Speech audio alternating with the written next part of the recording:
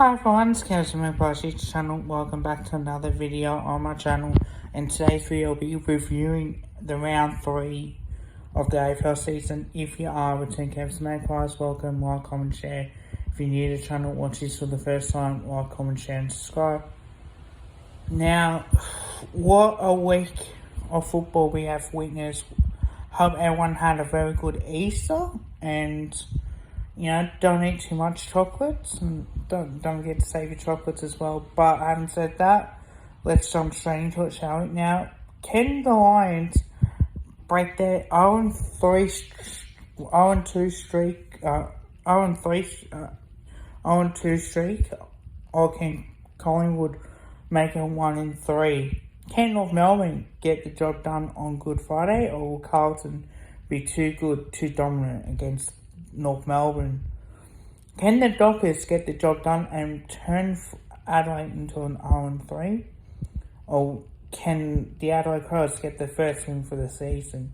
Can Essendon cause an upset against the Saints and making them 1-2? Or can the Saints get the job done and play really good football as well? Can the Power continue on their form, or would the D's prove why they're a chance to push for top 4? Can the Bulldogs get the job done against the wayward Eagles, or can the Eagles finally get a win? Can the Tigers get the job done and make it a 1-3 season, or can the Swans continue their undefeated streak? Can the Hawks get the job done at the MCG on their usual Easter Monday clash, or would the Cats get the job done? Now, Brisbane versus Collingwood, what a result. We're seeing 14-8, 92 to 10-12, 72. Now, while doing the review, our first quarter was superb, our third and even our fourth quarter was great for our point of view. A little bit towards that would have been, well, you know what, we had the opportunities as well. So I don't think it was that bad in the way that we went about it, but it was actually a good win. Credits to boys, they came out and played really, really good football as well. So again, I don't mind what we're trying to do, but yeah, let's just try and see on what's going to happen as well. So I think for that, it shows positive signs. There's a lot of concerns for the Lions, and if you have a look as well compared to last year as well, they were 30 points down, and you can see where they were leaking, and then all of a sudden, they got on to that massive run against Carlton in the prelim final, even against us in the grand final. We got goals against Brisbane in that game as well, and it's working to our favour. It really has. And starting the first 3 games at the moment, they were 46 points in front of Carlton, 28 points in front of the Dockers as well, 26 where they were, and they were creaming at that stage to really, do so well. But unfortunately, they haven't really shown it. They were 25 points down in the first quarter. And then even against us, and even against us, their third quarters has been poor. Even ours to a certain extent, but realistically, 1 goal 3 to 5-3, and they got going in the second quarter. But again, the third quarter, 1 goal 2 to 5 goals 3, and the last quarter 4-2, even though it was 4 goals 2 as well, but still conceding a lot of scores on top of it. And look, the stuff that's been happening at the Lions as well, there's been a rift with their teammates and that sort of thing about what happened in America as well. So, there's been problems going on there when rumours were coming out that, there's friction, the players and their partners or wives that they've split up because of that stuff that has gone on. Brisbane said it's not an issue, but I really do think it is, and you know, it does affect the playing group as well. Like Joe Dano hasn't been great. Charlie Cameron has been so far inaccurately in front of goal. And when you look at opening round, and you know, don't get me wrong, you know, it is a new season on top of it. But I will say that is the concern with him, that he's kicked 2 goals lead. Dano's kicked 1 goal too. That was in the first game. And then against the Dockers, I believe it or not, it still hasn't been great. You know, where is the consistency for guys like Charlie Cameron? They've been piss poor.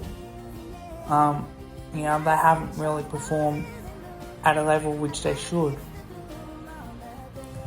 So by looking at that, you know, and yes, they've had their injuries, but he's kicked 2 behinds. He's normally converting as well. And that's not to say that he hasn't been getting the ball, he has. But Dano has kicked like 3 goals too, so he was the one that looked likely. It's like it's Dano, Cameron and Hipwood or bust in that forward line. They aren't going as great, and look, there's a lot of issues. Brisbane have denied it. We know there's a rift, there's rumours that, you know, players are cheating on their partners and that sort of thing.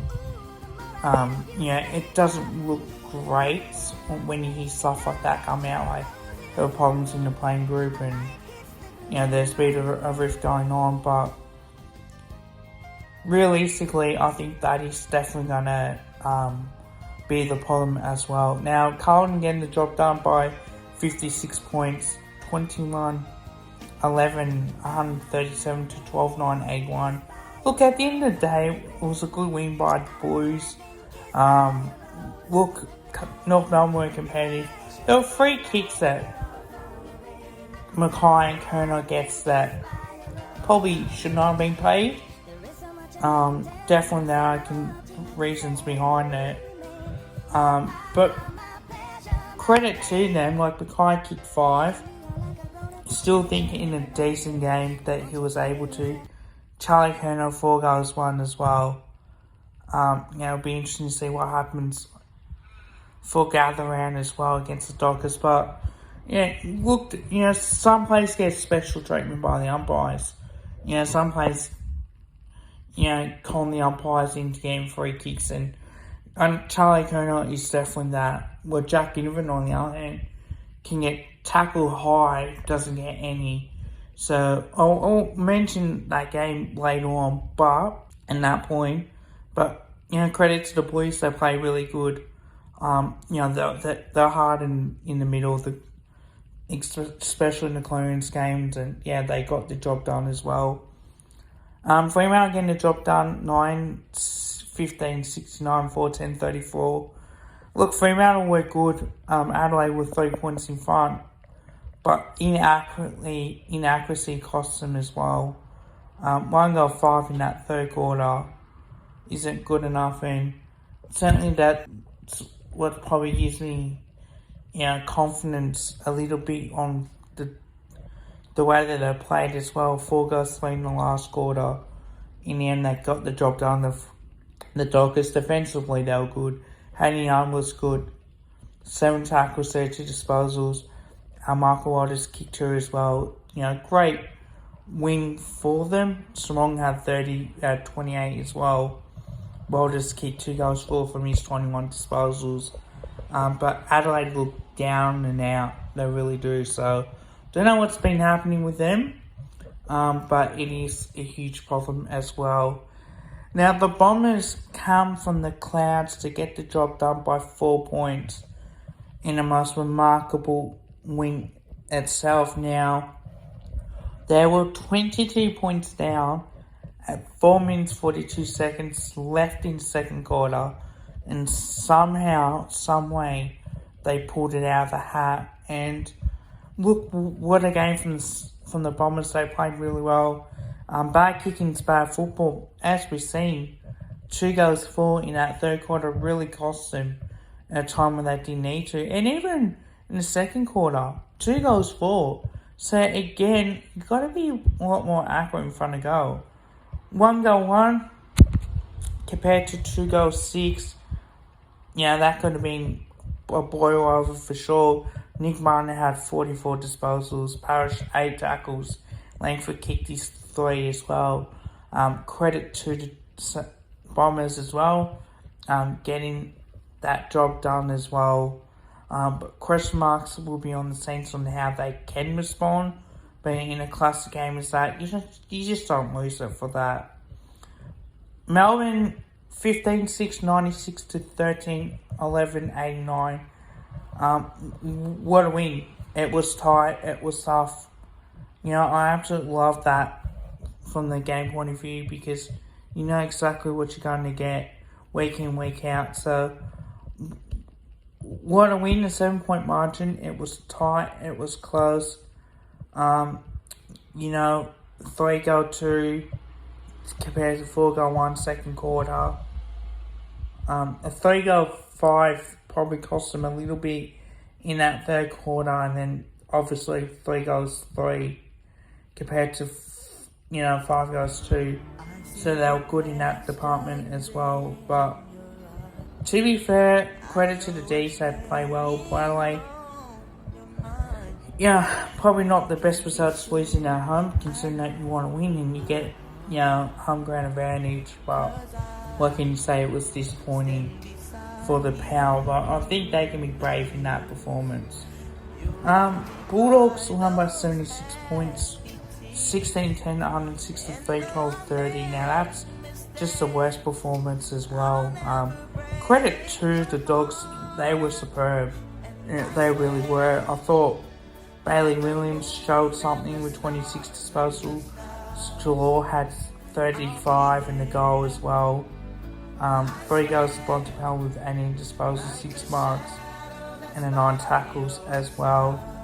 And Jason Johansson had 22 disposals and 10 marks as well. And Bramble had 27. On top of it, Kelly had 26, 28 for the Eagles, I should say. Jamie Cripps, 18 disposals, 1 goal, 5 foot. Bad kicking, bad football. This is a rebuild. I don't think they'll John Worsfold, Simpson will last long. It really looked like, to be fair, a team that just doesn't quite hit their straps and when they need to. They're being in denial about this now. They're starting to rebuild. They've still got some of the same place and they might need to clean it out as well. But having said that, not a bad result indeed. Now the Tigers at the MCG got their first win for the season, 11-16, 82 to 11-11, 77.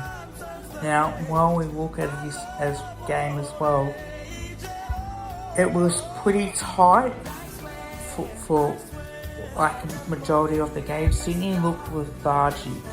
They didn't look as great. They didn't look as well on what they probably should have. But they looked poor. They were really poor. And again, what we're seeing from Sydney as well, they look complacent. They really did. They were 3-0 going in. They could have been 4-0 and put the Tigers to 0-4. But injuries to now Bolter and now Tom Lynch has really suffered for that. So, well, it was a good win and that's something that they can build on. That first quarter they were good. Halftime they were down, but the third quarter they kicked 5 goals 4, and obviously 1 goal 3 in the end compared to 3 goals 2. But such a good win for the Tigers. Leafy kicked 2 as well.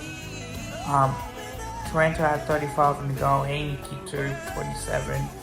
Boston had 29. Baker kicked 2-1 with 21 as well. And Bolton had pretty much a good game, 25 disposals, 2 goals, 1 as well. So he was good in the way that they were able to go about it, the Tigers.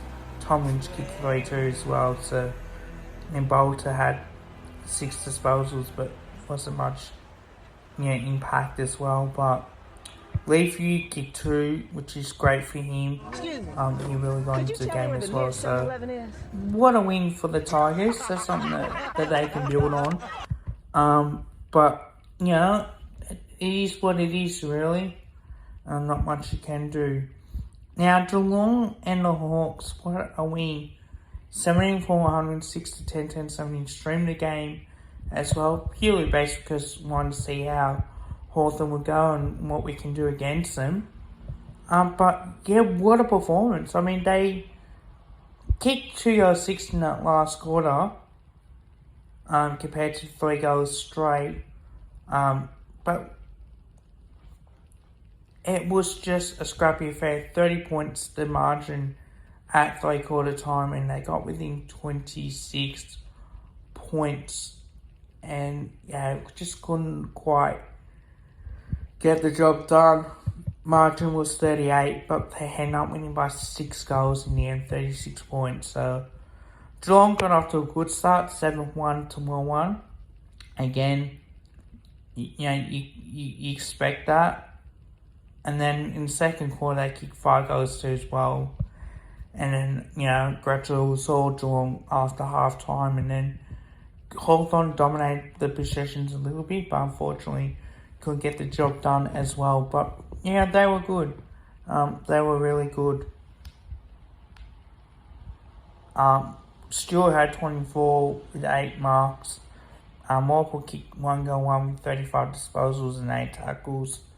Connor Nash had 24 as well. But Lord Meek, 16 disposals, 41 hit-outs.